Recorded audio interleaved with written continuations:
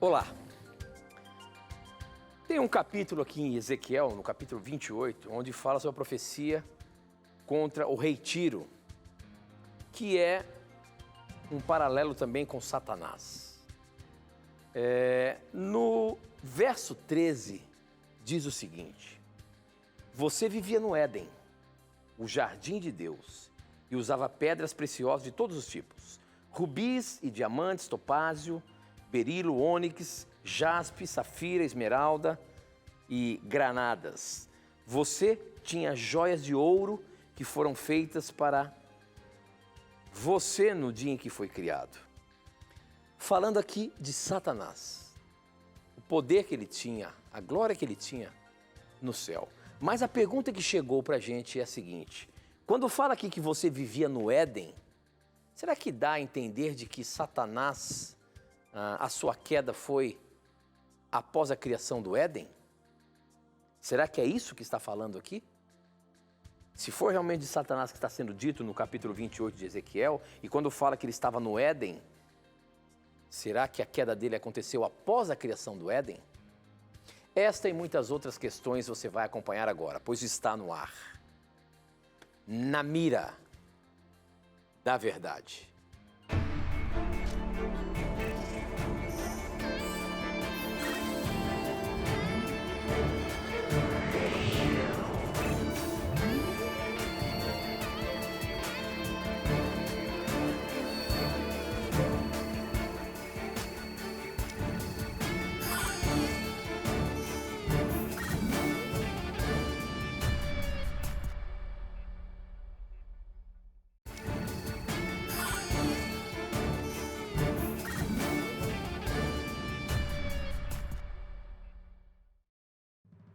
Olá, seja muito bem-vindo. Estamos começando mais um programa Na Mira da Verdade.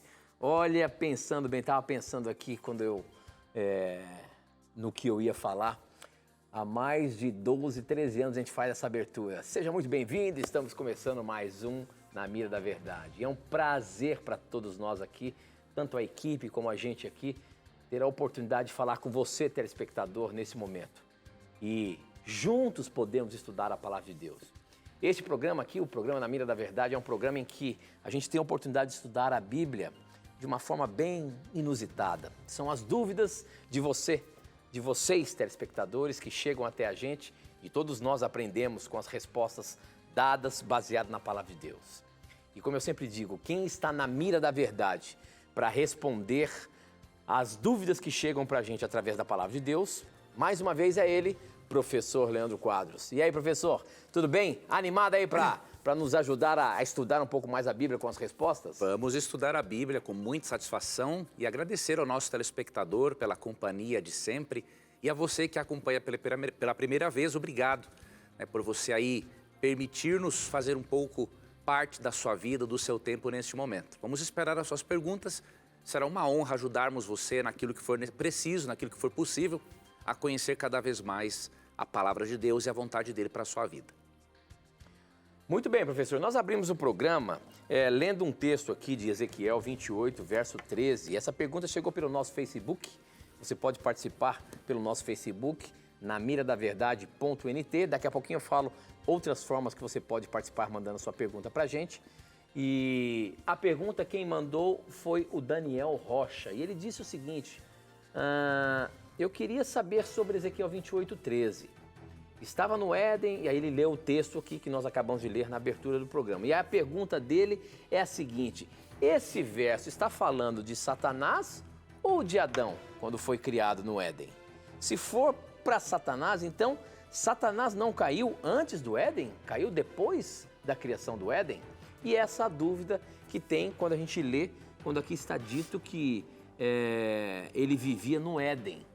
Será que esse Éden aqui é o Éden que foi criado ali por ocasião da criação do planeta Terra? Professor Leandro Quadros, como que a gente pode dar essa resposta aí de Ezequiel 28, 13? Primeiro, darmos para o nosso irmão a certeza, de que não é uma referência a Adão aqui. No verso 14, depois que fala deste ser que andava pelo Éden de Deus, O verso 14 diz no início, tu eras querubim da guarda ungida. Adão não era um querubim. Querubim é uma classe de anjo, que está muito próxima a Deus. Então, o fato de encontrarmos a palavra querubim, vemos que é um ser sobrenatural a que se faz menção, em especial. Óbvio que no contexto, Deus aqui faz uma advertência tanto para o rei de Tiro, que era um rei ímpio, mas ele aproveita e já manda também um recado para Satanás, porque ambos, eram malignos. Então a menção a querubim tira qualquer possibilidade de o texto se referir a Adão. Segundo ponto, a palavra Éden, mencionada aqui no verso 13, diz assim, estavas no Éden, jardim de Deus, ou seja, esse querubim, esse anjo que é caído, ele estava no Éden, jardim de Deus. A palavra Éden quer dizer lugar de delícias. E não é uma referência apenas ao jardim do Éden, descrito em Gênesis, capítulos ali 2 e 3. Esta palavra aqui, que significa lugar de delícias, se refere tanto ao Éden terrestre, quanto ao Éden, diríamos assim, celestial, que é o paraíso de Deus. E isso fica bem claro no contexto também. No verso 14, depois que fala que este ser era um querubim, diz assim, permanecias no Monte Santo de Deus. Então este Éden estava no Monte Santo de Deus, no paraíso de Deus. Então não é a terra. Ok? Então, em essência, este Éden é uma referência ao paraíso de Deus, onde o querubim, antes da sua queda, Lúcifer, antes da sua queda, vivia em plena harmonia com Deus. A menção a Satanás, por exemplo, em Gênesis 3, aí já respondemos a segunda parte da pergunta do nosso telespectador, em Gênesis 3, quando vemos que Satanás usa de uma serpente, usa ela como médium, para poder incutir na mente de Eva, e depois de Adão, a desobediência a Deus, a ideia de que eles poderiam ser como Deus, que era um sentimento que o próprio Satanás nutria, de acordo com Isaías 14, 12 a 14. Quando ele chama Deus ali, em Gênesis 3, quando ele diz que Deus mentiu, isso já demonstra claramente que ele já estava num nível bem avançado de rebelião. Então, obviamente, ele já não tinha mais aquele acesso ao paraíso. Ele já estava num nível de rebelião avançado. Então, quando ele veio para cá, nós não temos como determinar esse tempo. Qual foi o tempo de intervalo entre a expulsão dele e o Éden? Isso nós não temos revelação.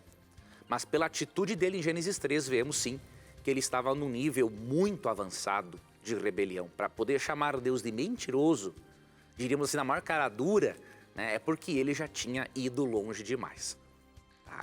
Então, esse é um texto muito interessante de nós estudarmos, porque aqui nós vemos, entre outras coisas, que Deus não é o autor do mal. Deus, ele criou seres livres e pelo uso indevido deste livre-arbítrio, um dos anjos de Deus acabou seduzindo uma terça parte dos anjos, como lemos em Apocalipse 12, versos 3, 4 e 7 a 9. Eles exerceram erradamente esse livre-arbítrio, mas Deus não criou ele mal, porque o verso 12 fala assim, na última parte, tu és o sinete da perfeição, cheio de sabedoria e formosura. E no verso 15, perfeito eras nos teus caminhos, desde o dia em que foste criado, até que se achou iniquidade em ti. Então nós não temos a informação de como que a imperfeição surgiu num ser perfeito. Isso é um mistério que está além da nossa compreensão no momento. Agora, a informação que temos é suficiente para sabermos que Deus criou perfeito, com livre-arbítrio, e que ele decidiu usar indevidamente esse livre-arbítrio. E que Deus não é o responsável pelo mal. Muito bom, muito bom. Para você participar do programa, que está só começando, você pode mandar as suas perguntas para o nosso SMS. O número é 12 981510101. As mensagens do seu celular, você pode mandar para a gente aqui através do nosso SMS 12 981510101 pelas nossas redes sociais. Facebook, namiradaverdade.nt. Tem um videozinho que eu postei lá, você pode colocar a sua pergunta ali no videozinho, ou até mesmo estamos ao vivo pelo Facebook, você pode também colocar a sua pergunta nos comentários aí ao lado do vídeo. E no nosso Instagram, @namiradaverdade. Também tem um videozinho lá, dando abertura para você colocar a sua pergunta. Participe, suas perguntas chegam aqui na hora pra gente. Olha, nós estamos falando de Éden, da criação. A pergunta que chegou aqui pelo nosso SMS, quem mandou foi o Alex, ele é de Minas Gerais, lá de, acho que é Ponto Chique, Minas Gerais. E a curiosidade dele, né, é o seguinte, uma curiosidade para o nosso professor Leandro Quadros. Não, não é essa aqui não, ele mandou uma antes aqui, pera só um pouquinho, essa aqui ele mandou agora, hein?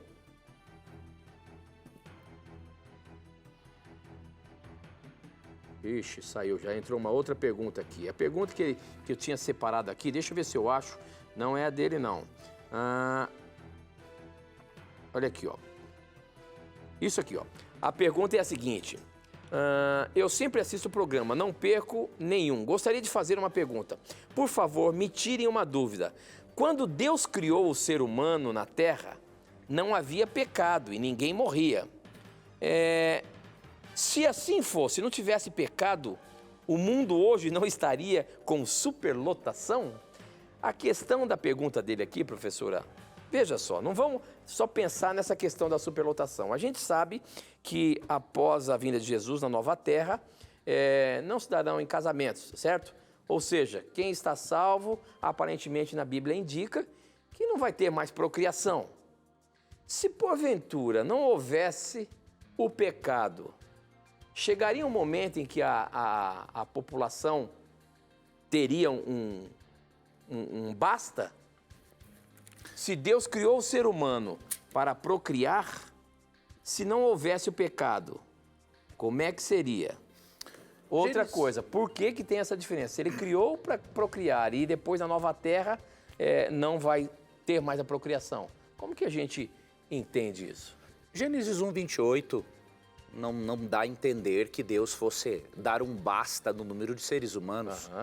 Né? Diz assim, Deus os abençoou e lhes disse, sede fecundos, multiplicai-vos e enchei a terra.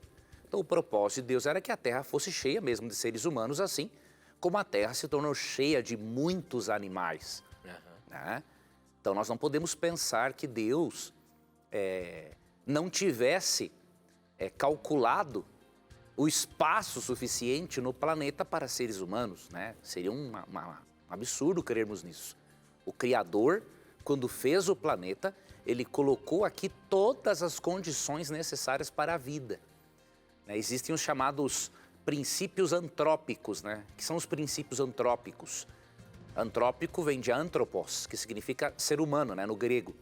Princípio antrópico é um princípio que demonstra, científico, que o planeta ele é preparado para receber vida. Alguns creem que o acaso preparou isso, né? Mas eu, particularmente, não tenho fé suficiente para acreditar nisso. Mas, por exemplo, entre muitas outras coisas, a distância de Júpiter, o planeta Júpiter em relação à Terra, é uma distância planejada. Porque se Júpiter estivesse um pouco mais longe, ou um pouco mais perto do nosso planeta, ele não exerceria a força gravitacional que exerce para poder atrair todos os meteoros, lixo cósmico que poderia atingir e destruir o nosso planeta. Então o Criador, quando fez o mundo, e esses princípios antrópicos, ele fez o mundo do tamanho necessário para abrigar quantas pessoas fossem necessárias nascer. Agora, se nós formos avaliar, né, se em algum momento existiu superpopulação, esse momento é o atual. Né?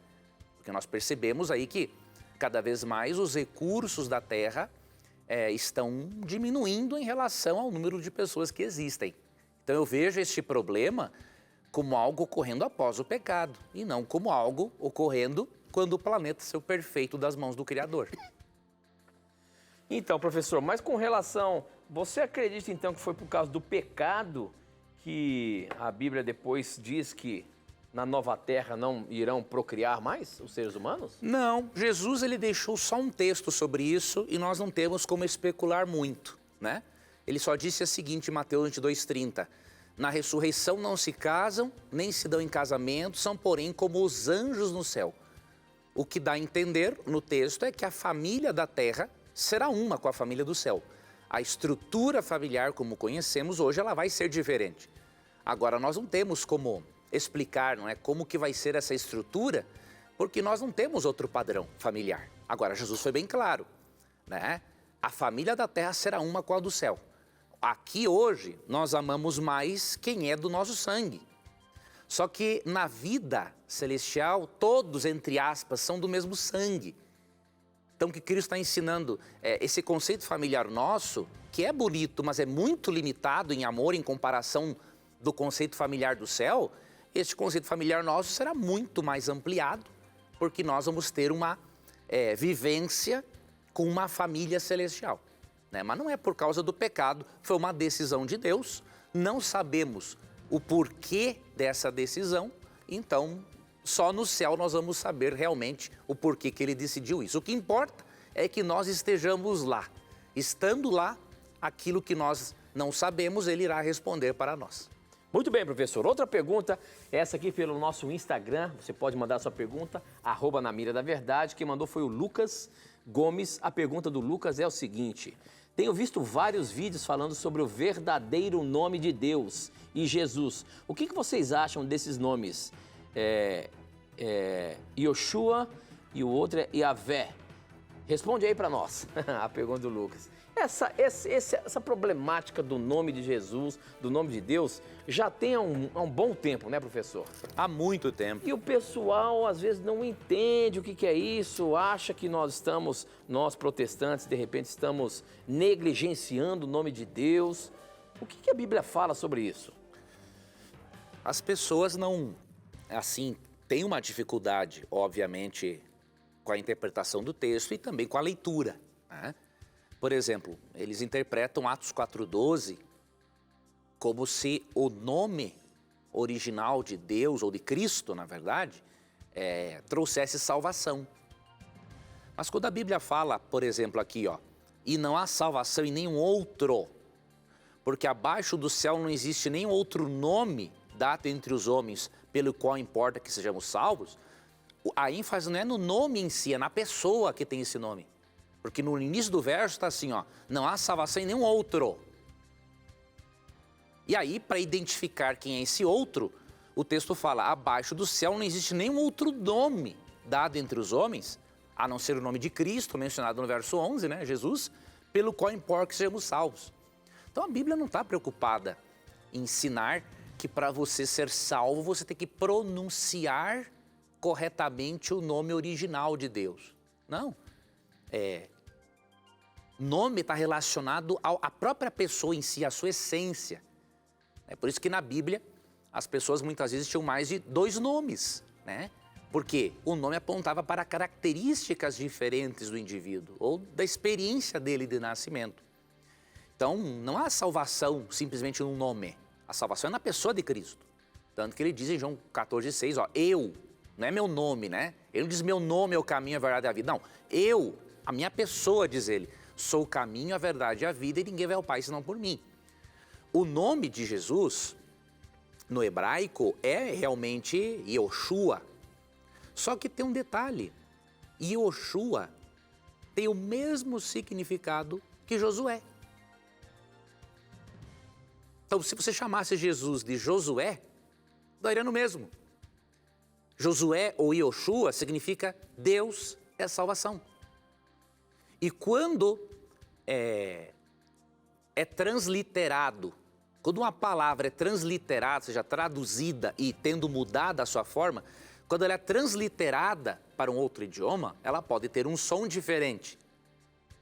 Tá? Então, por exemplo, o Y de Yoshua ele é transliterado para o português como J. Por isso que é Jesus. Por isso que em inglês é Jesus. Né? Então, não tem nenhuma diferença. Você pode chamar Cristo, de Messias, de Jesus, de Yoshua, Josué, dá no mesmo. E quanto a Javé, nós não temos como a certeza de como era o nome original de Deus, por alguns motivos. Primeiro, o hebraico antigo não tinha vogais, eram só consoantes. Então imagine, o nome sagrado de Deus tinha 4 consoantes. Como ler algo assim? Não tem como. Depois sim criaram-se sinais equivalentes a vogais, foram os maçoretas, escribas que criaram.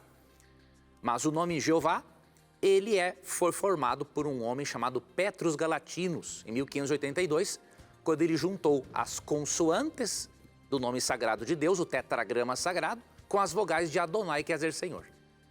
Então, não tem como essa crença ser bíblica e as pessoas ficam mais preocupadas com a pronúncia do nome do que em darem o coração para o próprio Jesus Cristo. Muito bem, muito bem. Nós temos que ir para um intervalo rápido, mas olha só a pergunta que vai estar na sequência. De acordo com Tiago 4:5, o que quer dizer que o Espírito Santo sente ciúmes de nós? Essa aí você vai ver já já. Não sai daí não, a gente volta já já.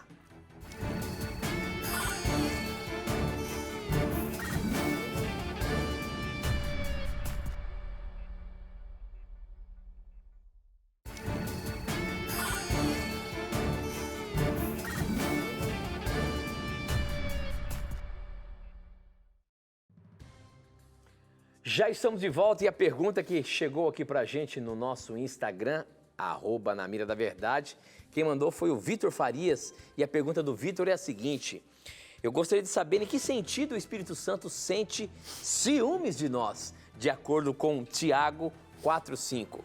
Que história é essa, professor, que o Espírito Santo sente ciúmes da gente? É isso mesmo que está escrito lá em Tiago? Você sabe que na linguagem de hoje, na nova tradução da linguagem de hoje, não está assim, né? Agora, nas demais versões, realmente está isso. Como é que é isso? Que esse negócio de sentir ciúmes de nós? O significado aqui no contexto é zelo. Zelo. Né? Ele tem zelo por nós. Ó. Olha o que diz o verso. Vamos ler o verso 4 e o 5. Ó. Infiéis, não compreendeis que a amizade do mundo é inimiga de Deus? Aquele, pois, que quiser ser amigo do mundo, constitui-se inimigo de Deus. Ou supondes que em vão afirma a Escritura, é com ciúme que por nós anseia o Espírito, que ele faz habitar em nós? Ou seja, ele tem um zelo por nós, ao ponto de ele não querer que o nosso amor seja dividido com as coisas ruins do mundo. Ele quer que o nosso amor pertença a ele, não às coisas ruins do mundo. Porque a amizade com as coisas ruins do mundo é uma inimizade contra Deus. Então, este não é um ciúme humano. É um zelo divino, né, por aquilo que ele ama muito, que somos nós. Como é que está na sua tradução, Tito, o texto? Quer ver, ó? Deixa eu ver se é isso aqui mesmo. É porque tem 2 perguntas aqui que tinha diferença de uma versão para outra. Deixa eu ver se é essa aqui. Tá em 1 Timóteo 5... Não, espera um pouco. Não é Tiago 4, não, 5? Não, eu já fui para outra pergunta aqui. Tiago 4:5. Vamos ver aqui, ó. Vamos ver, eu fiquei curioso para saber como é que está na nova tradução, na linguagem de hoje. Deixa eu ver se eu não me confundi aqui também, viu, professor? Não tem problema, não tem problema. Porque tem, ó, Tiago 4:5 diz o seguinte. É Tiago 5:4, né? 4:5. Capítulo 4, Tiago verso 4:5 diz o seguinte: não pense que não quer dizer nada esta passagem das Escrituras Sagradas. O Espírito de Deus pôs em nós, está cheio de desejos violentos. Olha só. Ó, é um zelo, né? Um zelo, né? É um desejo violento por preservar aquilo que você ama, né? Então esse é o sentido mesmo, zelo. E está bem traduzido aí. Ok, muito bem. A próxima pergunta chegou aqui pelo nosso SMS. Deixa eu ver se tem um nome aqui. Não, só fala assim: somos adventistas, meu marido e eu, e a minha enteada é satanista e frequenta a nossa casa. e sempre que vem, nos sentimos mal. Deus está triste conosco por ela frequentar a nossa casa? É pecado o pai dela se afastar por esse motivo? Ela declara que o pai dela é Satanás e já brigou várias vezes com o meu marido por não aceitar. O que faremos? Deus pode estar triste com a gente por recebê-la? Não, de jeito nenhum, irmã. Pelo contrário. Se vocês não forem instrumentos de Deus para resgatar a filha de vocês, quem vai ser? Deus pode usar outras pessoas e vai fazer isso com certeza. Mas, em primeiro lugar, são os pais. Os pais têm a responsabilidade de apresentar Deus para os filhos. Então, vocês precisam, através do testemunho de vocês, através do amor, com firmeza, não é? Amor não significa deixar o filho fazer o que ele quer, né? Inclusive as coisas erradas, mas é você amar o seu filho, a sua filha, independente do caminho que esteja seguindo, e trabalhar por esse filho. E aí, por exemplo, em Deuteronômio 6, 5 e 6, a 5 a 7, a Bíblia mostra algo muito interessante. Que primeiro os pais têm que amarem a Deus e depois transmitir isso para os filhos. Vamos ler o texto. Deuteronômio 6, 5 a 7. Amarás, pois, o Senhor teu Deus de todo o teu coração, de toda a tua alma e de toda a tua força. Essas palavras que hoje te ordeno estarão no teu coração. Então, primeiro isso tem que estar em nós, né? O amor a Deus, o amor à sua palavra tem que estar em nós. Depois, tu as inculcarás a teus filhos, e delas falarás assentado em tua casa, e andando pelo caminho, e ao deitar-se e ao levantar-se. Então Deus conta com vocês para resgatar esta filha. Agora, eu vou ser bem assim, sincero com vocês. Eu não creio muito que ela seja de verdade satanista, né? Porque um adorador do diabo, ele não faz muita questão de ficar dizendo por aí, meu pai é o diabo. Não, ele não faz questão de ficar fazendo isso. Ele prefere o segredo até para ele poder influenciar as outras pessoas de uma forma melhor, diríamos assim, por meio do segredo. É possível, não posso aqui também bater o martelo, não conheço a filha de vocês, não conheço a família de vocês, né? Mas é bem possível que ela esteja dizendo que é satanista porque ela está num processo de grande rebeldia. Ela quer chamar a atenção de vocês. Então, vocês precisam conversar com ela, amá-la, impor limites, né?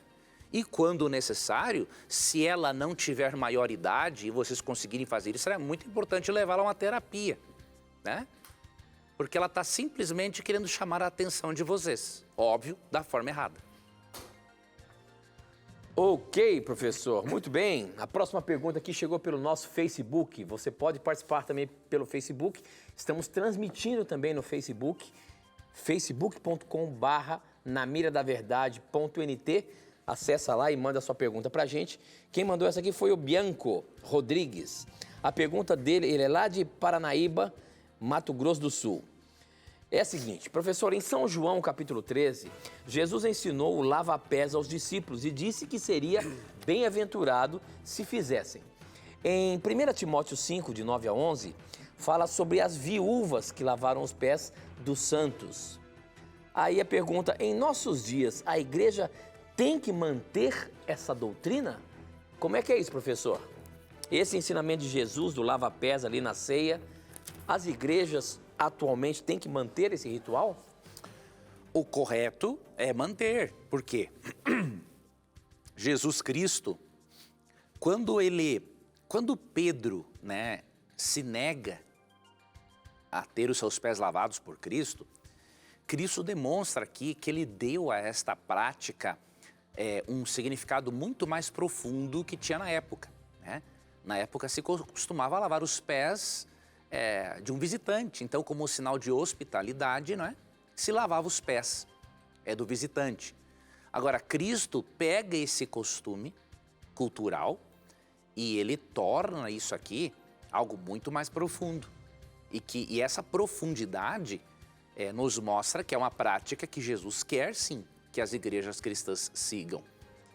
Então, por exemplo, aqui no versículo 6, quando Jesus foi lavar os pés de Pedro, olha o que aconteceu. Aproximou-se, pois, de Simão Pedro e este lhe disse: Senhor, tu me lavas os pés a mim? Respondeu-lhe Jesus: O que eu faço não sabes agora, compreende-lo-ás depois. Disse-lhe Pedro: Nunca me lavará os pés. Bom, se isso aqui fosse só uma questão de hospitalidade e não tivesse tido um significado profundo dado por Cristo, Jesus não teria dito o que disse agora, ó. Respondeu-lhe Jesus: Se eu não te lavar os pés, não tens parte comigo. Então Pedro lhe pediu: Senhor, não somente os pés, mas também as mãos e a cabeça. Ele se assustou, não é? Declarou-lhe Jesus: Quem já banhou não necessita de lavar senão os pés. Quanto ao mais, está todo limpo. Então, nesse contexto, você percebe assim, aquela pessoa que aceita Cristo, ela é batizada, entre aspas, ela é banhada em Cristo, né? Agora, no decorrer da caminhada cristã, ela não precisará de um novo banho, a não ser que se apostate, obviamente, mas por ela ter os seus erros, estar lutando contra as falhas, ter os seus pecados, crescer, aprender, ela precisa ser limpa. E a cerimônia do lava-pés é uma espécie, não vou dizer que é isso, mas é uma espécie de um mini batismo. Quando você participa da ceia e reforça a sua fé em Jesus, através do pão e do suco da uva, e faz a cerimônia da Santa Ceia com o lava-pés, você está reconsagrando a sua vida a Deus e sendo, pela graça de Deus, purificado, diríamos assim, pela água. E além disso, é um ritual que nós costumamos chamar de ritual da humildade, né? Você lavar os pés de um irmão seu, especialmente com um irmão com o qual você não bate muito bem, tem que ter muita humildade. E essa cerimônia tem esse propósito: desenvolver a humildade, limpar o coração da mágoa e da amargura, para a pessoa vivenciar melhor a cerimônia da Santa Ceia. Então nós cremos perfeitamente que esta prática deveria ser seguida por todos os cristãos. E eu já vi livros de padres, mesmo não concordando, não é, com as doutrinas adventistas, eles afirmando o seguinte, por exemplo, que a igreja tinha muito que aprender com os adventistas em relação à questão do lava-pés, porque eles veem isso como algo bonito e importante. Muito bem, professor, muito bem. Eu queria aproveitar agora, nesse momento, e indicar para você um estudo bíblico. Isso mesmo, eu vou indicar o estudo bíblico Verdades para o Tempo do Fim. Esse é o estudo bíblico do Na Mira da Verdade.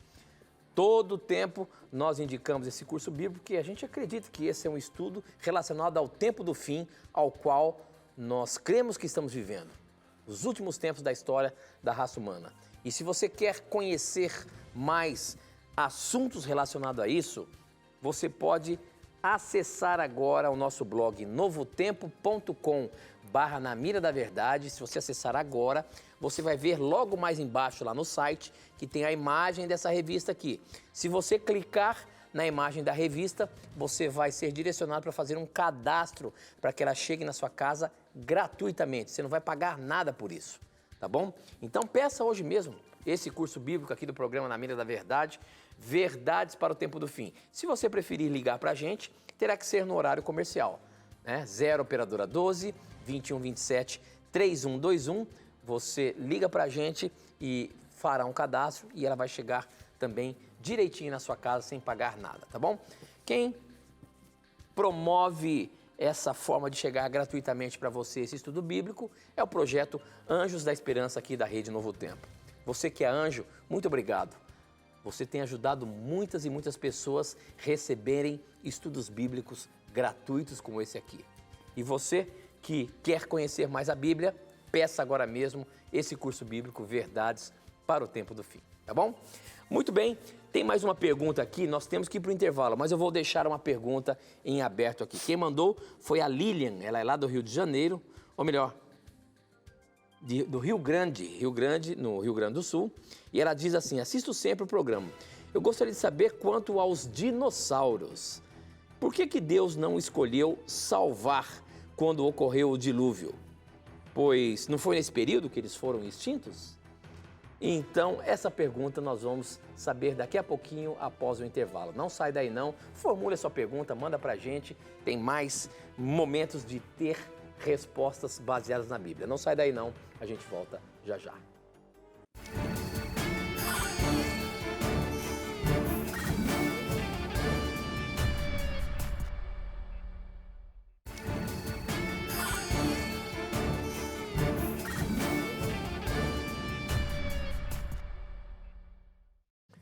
Já estamos de volta e para você participar, você pode mandar as suas perguntas para o nosso SMS. O número é 12 981510101, eu recebo aqui na hora, ou pelas redes sociais, namiradaverdade.nt é o nosso Facebook e @namiradaverdade é o nosso Instagram. Participe lá e mande as suas perguntas para a gente.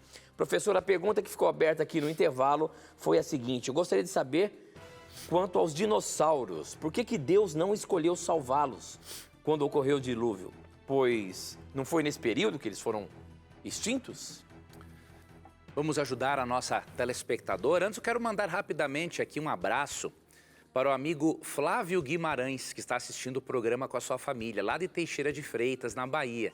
Um abraço para o Flávio, para a esposa a Viviane, né, e para os filhinhos, o José Inácio e a Laura. E parabéns, Laura, pelo seu aniversário de 9 anos, viu? Que Deus te abençoe, dê muitas alegrias a você e a sua família, tá bom? Um abraço para todos vocês. Bom, em relação aos dinossauros, veja, nós temos aqui no livro de Jó uma referência que parece indicar que algumas espécies de dinossauros herbívoros podem ter sido preservadas por Noé e depois, obviamente, vieram a extinguir-se por completo.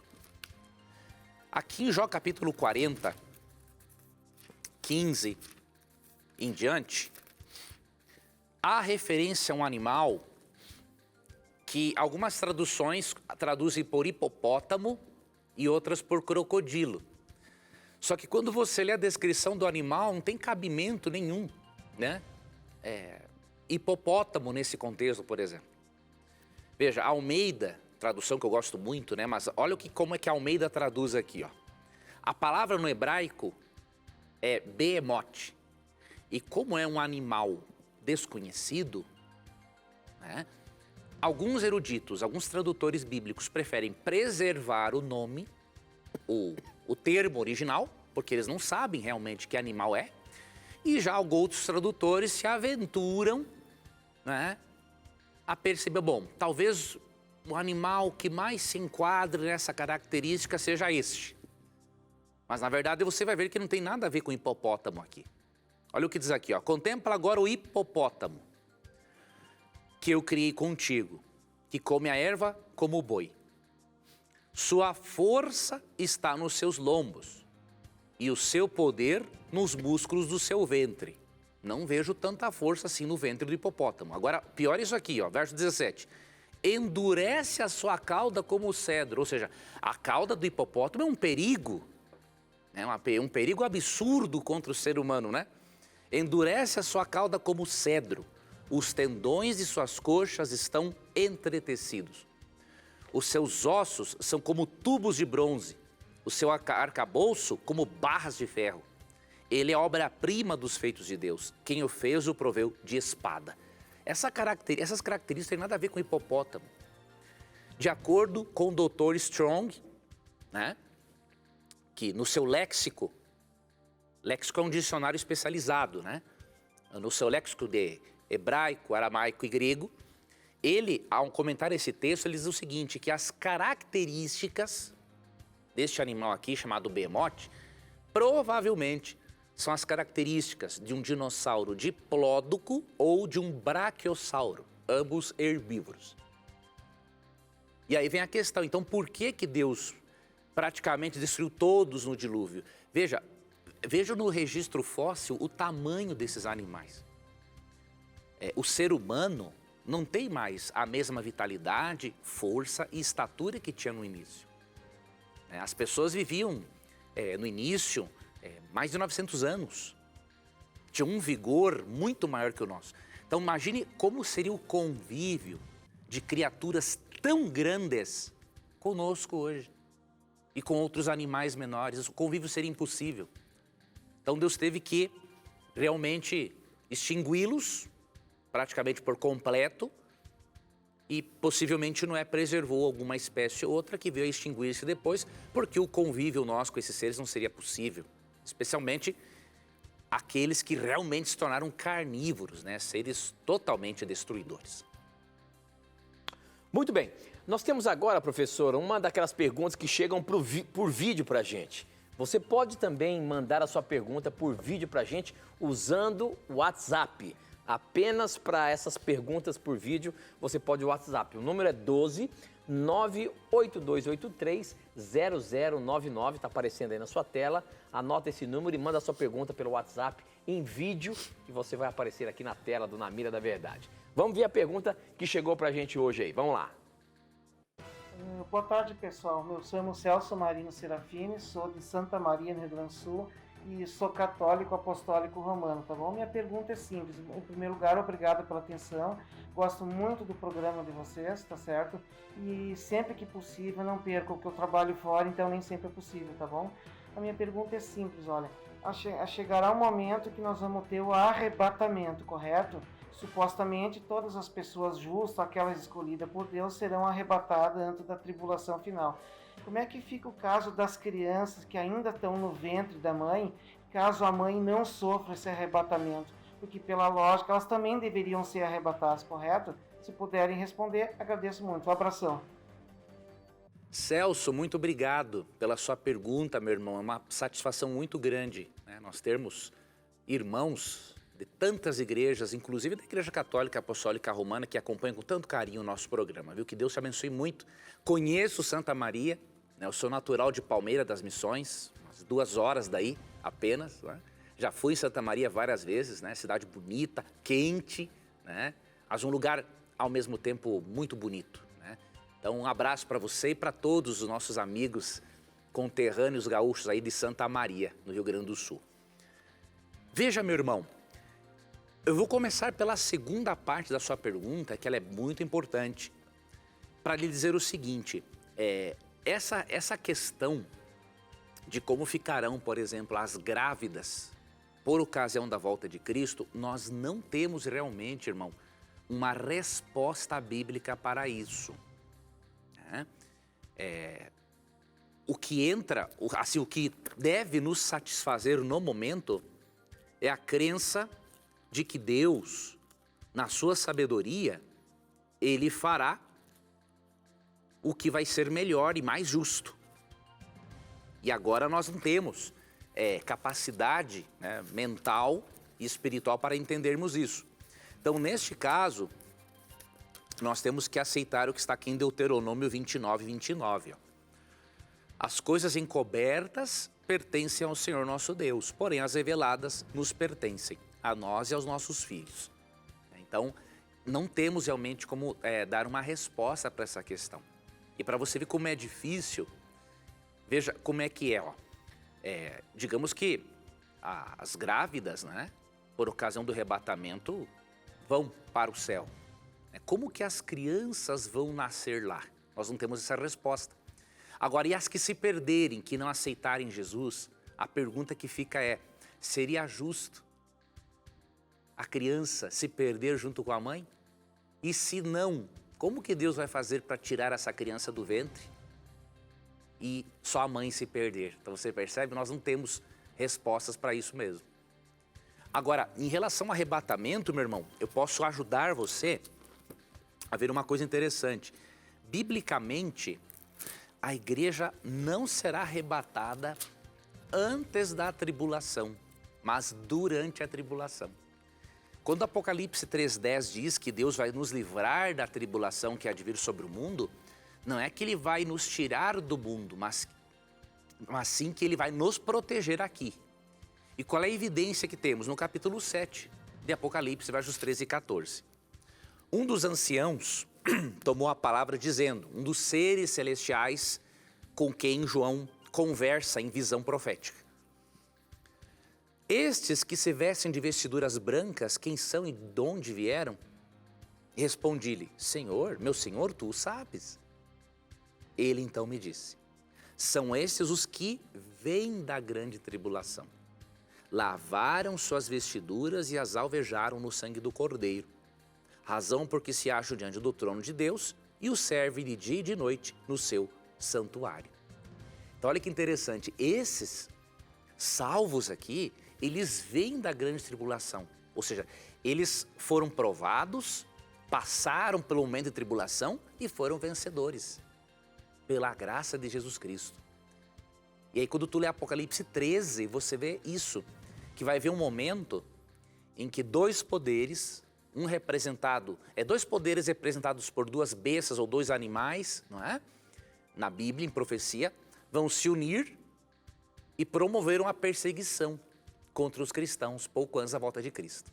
Então, leia Apocalipse 13 com esse capítulo 7, 13 e 14, e aí você vai ver que a tribulação, que o arrebatamento, além dele ser visível, né, e audível, de acordo com 1 Tessalonicenses 4, 16 e 17, ele ocorrerá durante a tribulação e não antes. Muito bom, muito bom. A próxima pergunta chegou também pelo nosso Instagram. Quem mandou foi o Fábio Ferreira. Ele é de Rialma, Goiás. E a pergunta dele é a seguinte, eu sou de formação católica, mas há pouco tempo estou congregando na Igreja Adventista do Sétimo Dia. Inclusive me batizei poucos sábados atrás, junto com meu filhinho mais novo, o Miguel, e estamos muito felizes. Bom, gostaria de saber sobre as almas que clamaram em alta voz dizendo, até quando, ó Senhor, santo e verdadeiro, não julgas e nem vinga nosso sangue dos que habitam sobre a terra? Apocalipse 6:9. Como seria isso, uma vez que os mortos ficam em situação de inconsciente, segundo a Bíblia? Inconsciência, segundo a Bíblia. Professor, aquele trecho de Apocalipse 6:9 aí, quando fala aquelas almas ali clamando, que almas são essas? Você consegue responder essa em 2 minutos? Posso tentar. Então vamos colocar o cronômetro, vamos ver se ele consegue sair em 2 minutos. Bota aí o cronômetro, quero ver como é que ele se sai. Vamos lá, professor, quero ver. Vamos lá, veja, primeiramente, esse texto, ele é um texto simbólico, ele apresenta aqui uma imagem simbólica do cuidado de Deus para com os mártires. E é uma referência aos mártires esse texto, né? Diz o verso 9... quando ele abriu o 5º selo, vi debaixo do altar as almas daqueles que tinham sido mortos por causa da palavra de Deus e por causa do testemunho que o sustentavam. Então eram mártires realmente. E aí eles clamam por vingança. Só que aqui simplesmente a Bíblia usa da personificação, né, para poder comunicar a principal ideia que Deus quer transmitir, que está aqui no verso 11, ó. Então a cada um deles foi dada uma vestidura branca e lhes disseram que repousassem ainda por pouco tempo. Veja, eles não estavam no paraíso, né? Até que também se completasse o número dos seus conservos e seus irmãos que iam ser mortos, como igualmente eles foram. Então essa descrição de almas debaixo do altar, na verdade pessoas, é uma referência aos mártires nesse contexto. E quando eles aparecem aqui falando, é um método bíblico de personificar seres ou objetos inanimados para Deus poder comunicar a sua verdade de uma forma mais impressiva, tá? E um outro detalhe, diz que essas almas estavam debaixo do altar. Se isso aqui fosse literal, esse altar aqui é uma referência ao altar de holocaustos. Você imagine o problema. O altar de holocausto, ele tinha em torno de 2,3 metros de largura, né? E 1,4 metro de altura. Imagine todos os mártires amontoados e acotovelados debaixo de um altar desse. Então realmente não tem lógica. É um texto simbólico, para ensinar o cuidado de Deus para com os mártires. Rapaz, mas o cara conseguiu acabar cravado nos 2 minutos. Parabéns, professor Leandro Quadros. Infelizmente, nós não temos tempo mais para colocar nenhuma pergunta. Foi por isso que eu coloquei uma pressão em você aí, para terminar em 2 minutinhos, porque o nosso tempo chegou ao final. Mas, mais uma vez, eu quero te agradecer aí, professor Leandro Quadros, por responder as perguntas. São tantas e tantas perguntas que chegam para a gente aqui. A gente não consegue colocar todas para você. Nos desculpe aí, porque são muitas e muitas. A gente quer agradecer, porque são vocês que fazem o programa acontecer. É a sua dúvida, os seus questionamentos que faz o programa acontecer e juntos temos a chance de estudar. Obrigado, professor, por responder aí as perguntas que nós recebemos hoje. Obrigado, Tito, pela companhia, por trazer as perguntas dos nossos amigos. E lembrem-se, queridos, que sempre que vocês tiverem a coragem de perguntar, a Bíblia terá a coragem de lhes responder. Aqui você já sabe, sempre suas dúvidas, os seus questionamentos estão na mira da verdade. Até o nosso próximo encontro. Tchau!